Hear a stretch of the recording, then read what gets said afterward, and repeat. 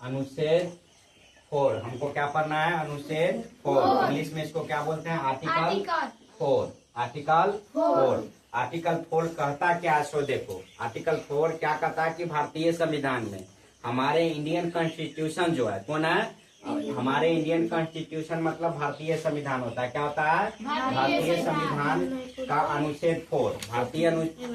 ठीक है, भारतीय संविधान का अनुच्छेद 4 कहता है कि संसद में, क्या कहता है? कि संसद में, ठीक है, को यह अधिकार देता है। क्या अधिकार देता है?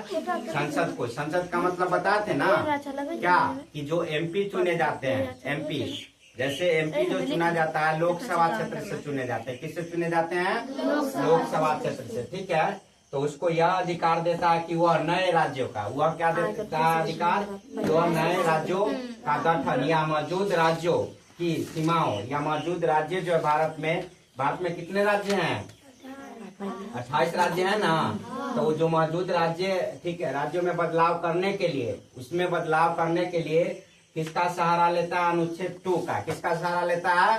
अनुच्छेद 2 और अनुच्छेद 3 का सहारा लेता है। ठीक है, ये अनुच्छेद 4 किसका सहारा लेता है? उसमें नाम बदलने के लिए अनुच्छेद 3 और अनुच्छेद 4 का।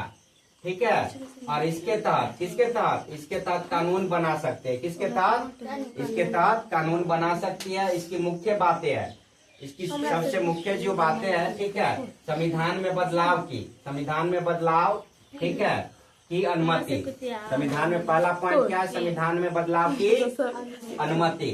संविधान में बदलाव की अनुमति इसके अंतर्गत, ठीक है, इसके अंतर्गत बनाए गए कानून, ठीक है, बनाए गए जो कानून है पहले से, ठीक है, बनाए गए कानून के कारण यदि अनुसूची राज्यों के नाम, यदि अनुसूची राज्यों के नाम और क्षेत्र की चौथी, और क्षेत्र की कैमी चौथी, ठीक है, क्षेत्र की चौथी अनुसूची राज्यों की सभा सीटों का आवंटन करता है। राज्यों की सभा सीटों का आवंटन यानी बंटवारा करता है। ठीक है, समझ में आ रहा है ना बात?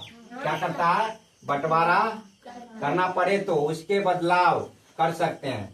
बंटवारा करके उसका क्या कर सकते हैं? बदलाव कर सकते हैं।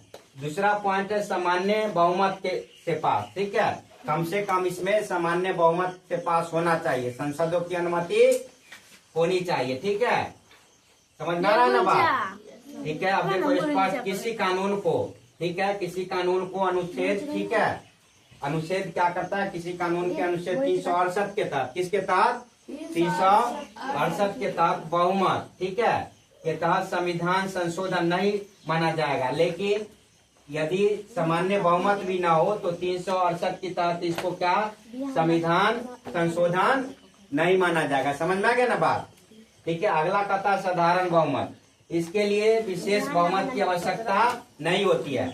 इसके अनुच्छेद 4 के लिए किसी राज्य का नाम यदि हमें बदलना हो, ठीक है, समझ में आ रहा ना बात? या आवंटन करना हो, बंटवारा करना, आवंटन का मतलब बंटवारा, एक राज्य को 2 राज्यों में बदलना है, ठीक है, तो वैसे स्थिति में, ठीक है, इसको सामान्य बहुमत की आवश्यकता होती है। ऐसा नहीं कि अकेले ये पास कर सकता है। सामान्य बहुमत का मतलब यदि मान लो कि 100 है तो कम से कम उसमें 40, 100 में 40 या 30 व्यक्ति, ठीक है, को सहमति होनी चाहिए। मतलब सामान्यतः क्या कर सकते हैं कि अनुच्छेद 4 यह कहता है, क्या कहता है कि इसको, ठीक है, किसी राज्य की सीमा या उसको आवंटन करने के लिए, बदलाव करने के लिए, ठीक है, और मतलब आसान कर देता है। अनुच्छेद 4 क्या करता है कि और आसान क्या बना देता है? और आसान बना देता है। समझ में आ गई बात?